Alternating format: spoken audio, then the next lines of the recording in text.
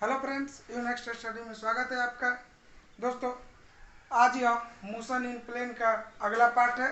इस पार्ट में हम न्यूटन से संबंधित जो नियम है, न्यूटन ने जिस नियम को दिया था, गति से संबंधित नियमों को पढ़ेंगे, यानी कि Newton's law of motion. Newton law of motion, law of motion. दोस्तों, हमने इससे पहले आपको इक्वेशन ऑफ मोशन बताया था। अब यह है लॉ ऑफ मोशन। यहाँ पर देखिए, जो न्यूटन्स लॉ ऑफ मोशन जो है, न्यूटन्स ने दिया था। सबसे पहले जो न्यूटन की एक पुस्तक थी प्रिंसिपिया में, इसका उल्लेख इन्होंने किया था। न्यूटन की एक पुस्तक थी प्रिंसिपिया, प्रिंसिपिया, इसी में इन्हें यह नियम का उल्लेख किया था, जो 1687 ईस्वी में प्रकाशित हुई थी। न्यूटन ने जो नियम दिया था, उस नियम में जो है, एक गैलीलियो वैज्ञानिक थे, उन्होंने भी एक नियम दिया था, जो कि जड़त्व का नियम कहा जाता है। जड़त्व का नियम। दोस्तों, न्यूटन्स ने जो नियम दिया था गति से संबंधित, वह गैलीलियो के नियम के आधार पर ही दिया था, जो कि न्यूटन का पहला नियम है। न्यूटन्स फर्स्ट लॉ जिसे हम कहते हैं, वह है न्यूटन का पहला नियम कि यदि कोई वस्तु विराम में है या कोई वस्तु गति में है, तो तब तक स्थान परिवर्तन नहीं करती है जब तक कि उस पर कोई बाह्य बल नहीं लगाया जाए। दोस्तों, यह जो है न्यूटन का पहला नियम है कि यदि कोई वस्तु अपने पथ पर गतिशील है या अपने स्थान पर स्थिर है, तो यदि बाह्य कारक नहीं लगाया जाए, यदि बाह्य बल नहीं लगाया जाए, तो वह अपनी जो है स्थान परिवर्तित नहीं करेगी। यह जो है न्यूटन का पहला नियम है। न्यूटन का पहला नियम है, जब कोई बाह्य बल किसी पिंड पर नहीं लगाया जाए,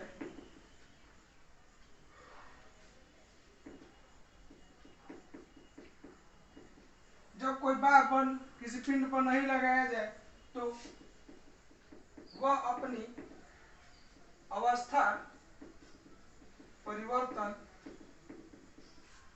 नहीं करती है। दोस्तों, यह जो है न्यूटन का जो है फर्स्ट लॉ है कि जब तक से किसी पिंड पर कोई बाह्य बल नहीं लगाया जाए, तब तक जो है उस वस्तु की अवस्था में परिवर्तन नहीं होता है। और जैसे ही हम किसी भी वस्तु पर बाह्य बल लगाकर, या कोई भी वस्तु है, इस पर हमने 5 न्यूटन का बल लगाकर यहाँ तक बढ़ा दिया, तो जब तक से किसी वस्तु पर हम बल नहीं लगाएंगे, तब तक से वह अपनी अवस्था स्थिर रहेगी या गतिशील रहेगी। उदाहरण के स्वरूप देख लीजिए, जैसे कि कोई भी बस है, वह रुका हुआ है, तो जब तक से अगर हम इस पर धक्का देकर या इसको स्टार्ट कर बल फोर्स द्वारा नहीं ले जाएंगे, तब तक यह नहीं चलेगा। ठीक वैसे ही अगर कोई चलती हुई गाड़ी है, उस पर हम कोई बल नहीं लगाएंगे, चलती हुई गाड़ी, उस पर हम बल नहीं लगाएंगे तो वह नहीं रुकेगी। वह रुकती भी है तो बल के कारण, और जो वह बल होता है, वो जो होता है घर्षण बल होता है, यानी कि जब उसके ब्रेक पर लगाया तो घर्षण होते हुए रुकती है।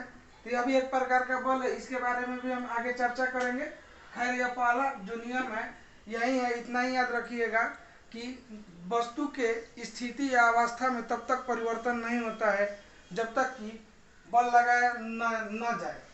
दोस्तों, यह जो न्यूटन का पहला नियम है, इस नियम को जड़त्व का नियम भी कहते हैं।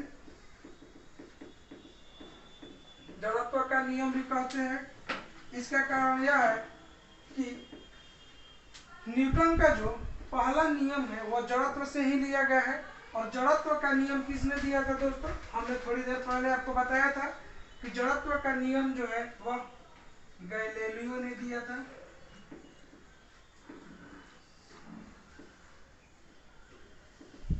गैलीलियो ने दिया था, ठीक है। जड़त्व का नियम गैलीलियो ने दिया था। इस जड़त्व के नियम में इन्होंने क्या कहा था कि जड़त्व का नियम में गैलीलियो ने बस इतना ही कहा था कि यदि किसी जो वस्तु है, किसी वस्तु के विराम में है,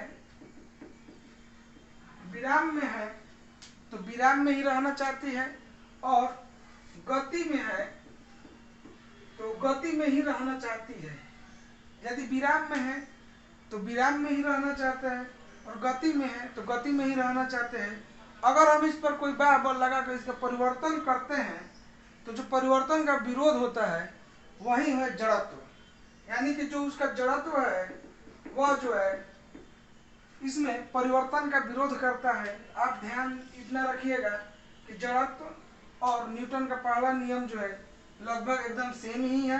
यानी कि यहाँ पर अवस्था परिवर्तन नहीं करती है पिंड पर बल जब तक नहीं लगाए, लेकिन यही जो विरोध हो रहा है नहीं करेंगे हम परिवर्तन, यही जो है जड़त्व है, यही जो है गैलीलियो का नियम है। और इसके देखिए कुछ उदाहरण भी है। जैसे कोई चलती हुई बस है, चलती हुई बस, चलते हुए बस में आप देखे होंगे कि बस तो चलती है, साथ में बैठे बैठे जो इसमें बैठे हुए यात्री है वो भी चलते हैं, लेकिन अचानक ब्रेक लग जाती है। अचानक ब्रेक लग जाती है। जैसे ही अचानक ब्रेक लगता है तो बस के साथ साथ उसमें बैठे व्यक्ति भी गति में होते हैं, लेकिन ब्रेक लगने के कारण जब बस रुकती है तो जो उसमें बैठे व्यक्ति हैं वह गति में ही रहते हैं। इसलिए चलती हुई बस में जब ब्रेक मारा जाता है तो बैठा व्यक्ति आगे की तरफ झुक जाता है, आगे की तरफ झुक जाता है। दोस्तों ठीक उसी तरह कोई मोटर कार खड़ी है या कोई बस खड़ी है, कोई बस खड़ी है, इस बस पर अचानक चलने लगे, आगे की तरफ बढ़ जाए तो इसमें बैठे जो व्यक्ति है वह पीछे की तरफ झुकते हैं, क्योंकि जो व्यक्ति है वह स्थिर है और स्थिर वस्तु तब तक विरोध करती है जब तक वह अपना अवस्था परिवर्तन बनाए रख सकती है, या उस पर जब तक से उससे बड़ा बाहुबल नहीं लगता है। उसके बाद है दोस्तों बल। यह जो है पहला नियम ही बल होता है। बल की परिभाषा जो होती है दोस्तों पहले नियम से ही मिलती है। आइए अब बल के बारे में हम जानते हैं बल क्या है।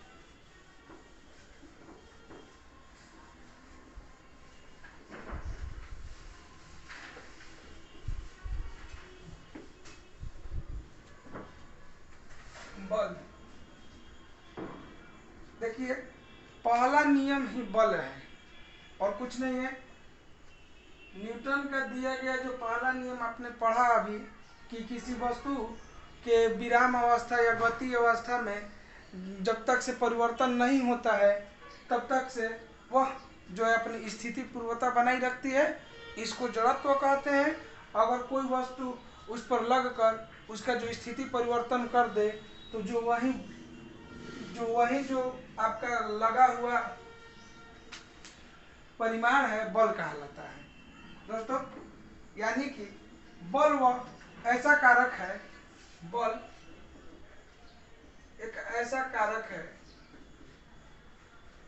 ऐसा कारक है जो वस्तु की स्थिति में परिवर्तन कर देता है।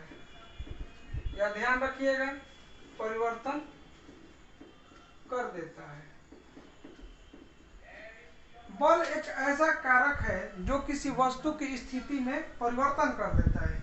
यानी कि यदि कोई वस्तु विराम में है, यहाँ पर वस्तु स्थिर है, यदि हम इसको यहाँ से आगे की तरफ ढकेलते हैं और वस्तु यहाँ तक आ जाती है, यानी इस पर एक बल कार्य किया, यहाँ पर एक बल लगाया तब वस्तु यहाँ से यहाँ तक आई, तो यानी कि इसके स्थिति में परिवर्तन कर दिया।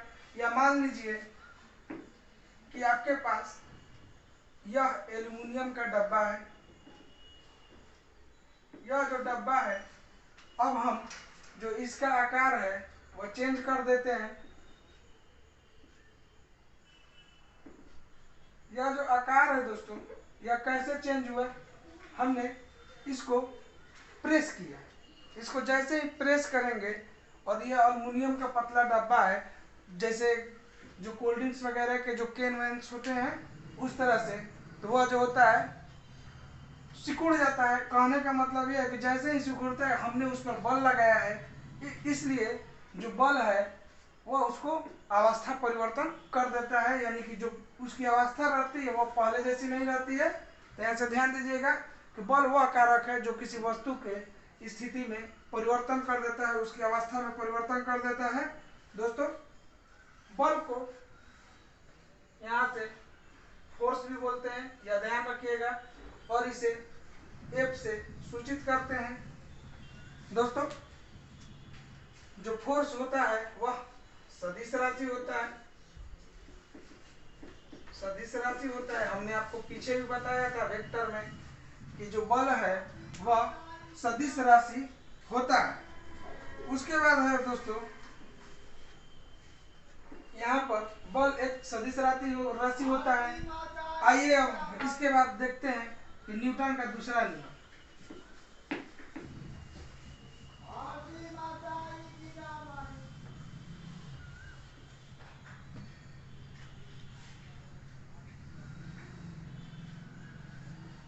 न्यूटन का दूसरा नियम।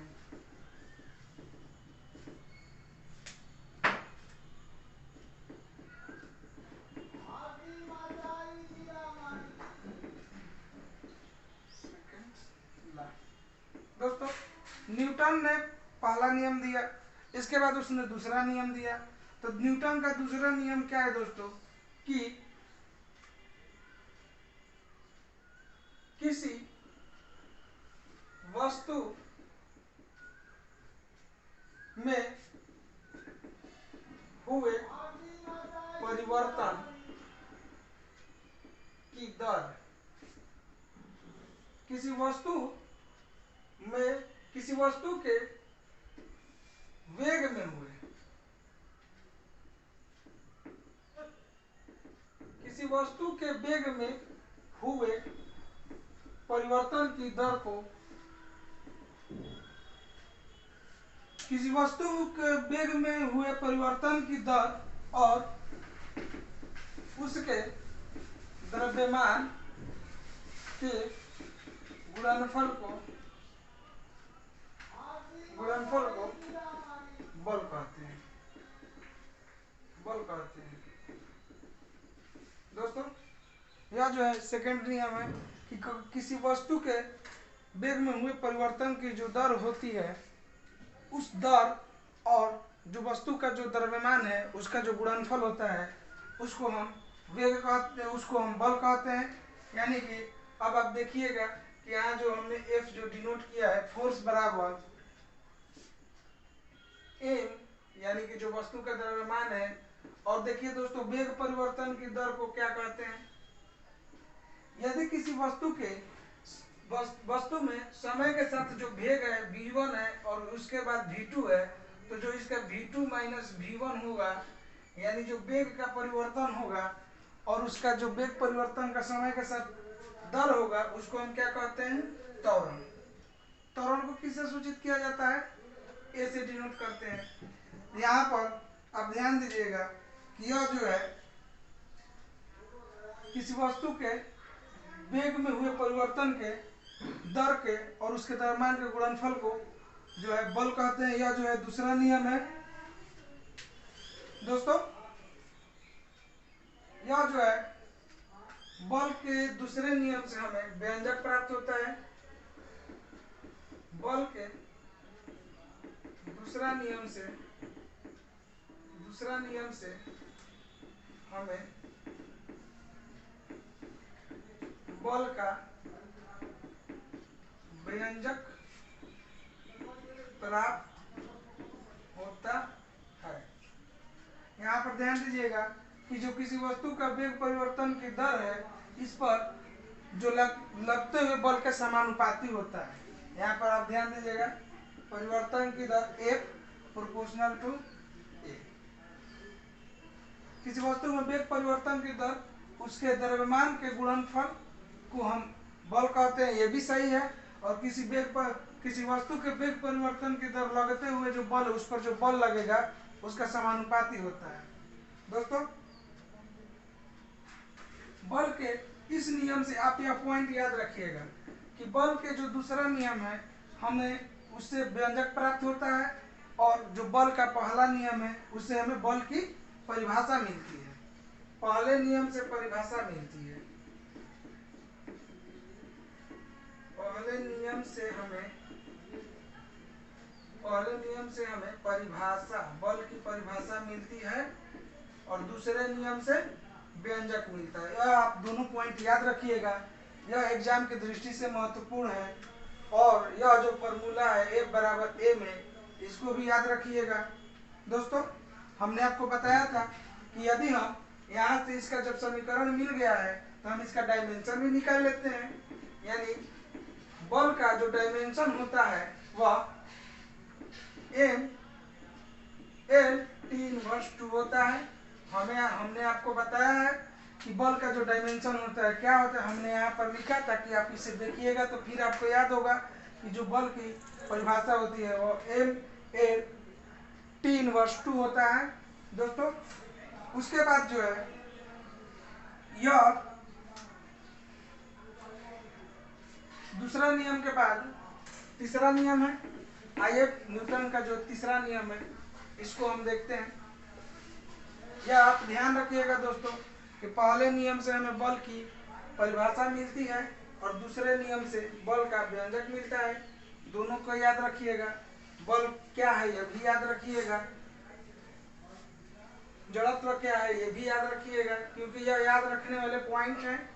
अगर ये पॉइंट आपको याद रखेंगे तो आपको निश्चित ही एग्जाम में 1 नंबर देकर जाएंगे। अगर इनसे सवाल आ गया तो छोड़ेंगे नहीं। आइए अब इसके बाद देखते हैं न्यूटन का थर्ड लॉ,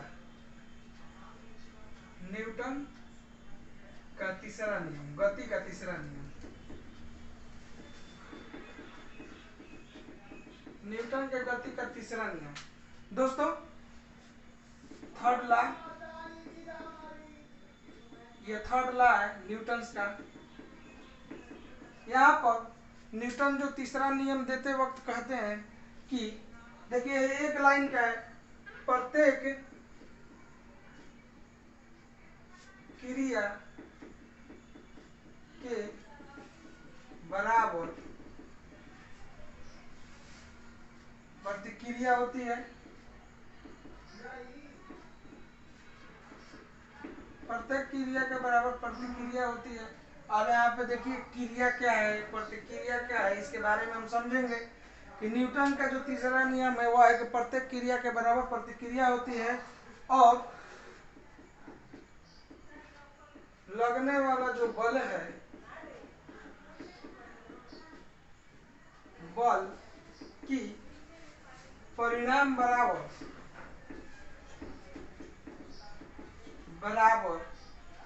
एवं दिशा विपरीत होती है। यह आप ध्यान रखिएगा कि जो न्यूटन का थर्ड लॉ है इसमें परिणाम तो बराबर होते हैं लेकिन दिशाएं जो है विपरीत हो जाती है, यानी एक दूसरे के विपरीत दिशा में यह बल कार्य करता है।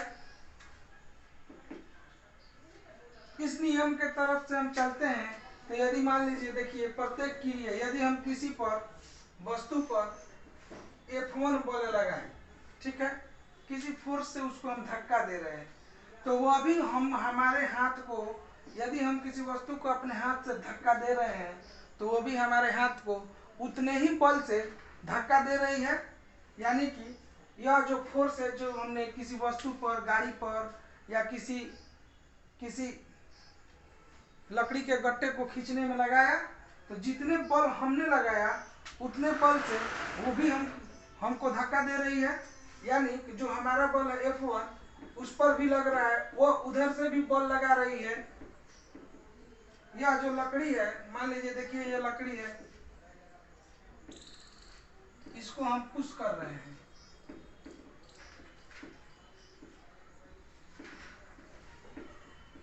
यहाँ से उसको हम पुश कर रहे हैं F1 से, यह जो है इधर यह भी बल लगा रही है F2, और जो इसकी दिशा होगी विपरीत होगी, यानी F1 बराबर माइनस F2, और यह बराबर और विपरीत होता है। जितना मान लीजिए 5 न्यूटन का हम बल लगाए हैं किसी वस्तु को विस्थापित करने में, तो वह वस्तु को हमारे ऊपर 5 न्यूटन का बल लगाइए, लेकिन हमारा जो बल है वह अधिक है उससे, इसलिए वह विस्थापित हो गई।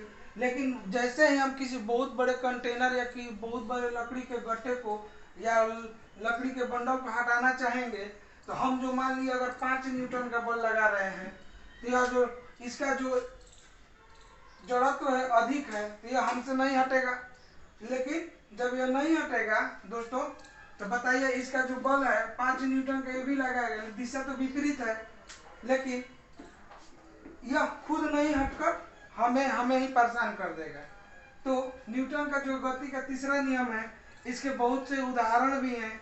जैसे देखिए न्यूटन के जो गति का तीसरा नियम है, कभी किसी किनारे पर नाव है, यहाँ से जो उदाहरण है दोस्तों, इन प्रश्नों को उदाहरण याद रखते हैं, कभी कभी डायरेक्ट उदाहरण में भी पूछ देता है कि बंदूक से छोड़ी गई गोली किसका उदाहरण है, या किसी नाव से हम पानी के कूदते हैं या पानी में उतरते हैं तो नाव पीछे की तरफ हट जाती है, यह किसका उदाहरण है। तो ये सभी जो उदाहरण होते हैं वह न्यूटन के तीसरे गति के नियम के उदाहरण होते हैं। यानी कि रॉकेट उड़ाने में न्यूटन का तृतीय गति नियम लगता है। दोस्तों यहाँ पर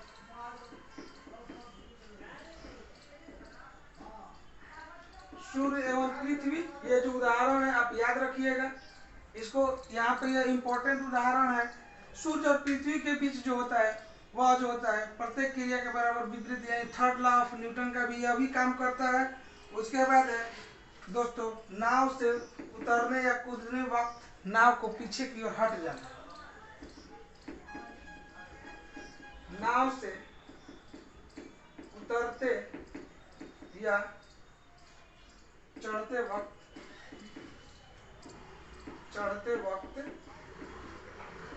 नाव का पीछे की तरफ हटना। दोस्तों उसके बाद है बंदूक से निकली हुई गोली, यहाँ पर लिख रहे हैं बंदूक से निकली गोली के बाद बंदूक का पीछे की तरफ झटका देना। दोस्तों यह सभी थे न्यूटन के कुछ थर्ड लॉ के उदाहरण। ये जो न्यूटन के प्रथम, सेकेंड और थर्ड लॉ है, आप इसको याद रखिएगा।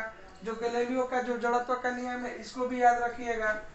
यह सभी इनसे 1 नंबर के प्रश्न पूछे जाते हैं रेलवे एसएससी में, और जो फिजिक्स से संबंधित और भी प्रश्न हैं इसमें, तो वो भी पूछे जाते हैं। दोस्तों यह तो था न्यूटन का नियम, जो कि हमने आपको मोशन इन प्लेन के तहत पढ़ाया। इसके बाद जो हम नेक्स्ट चैप्टर होगा वह होगा संवेग आवेग, और उसके बाद भी और अन्य इसमें मोशन इन पार्ट के जो मोशन इन प्लेन के जो पार्ट हैं वह होंगे। दोस्तों आप इसको ध्यान रखिएगा। आज के लिए इतना ही, मिलते हैं अगले वीडियो में, तब तक धन्यवाद।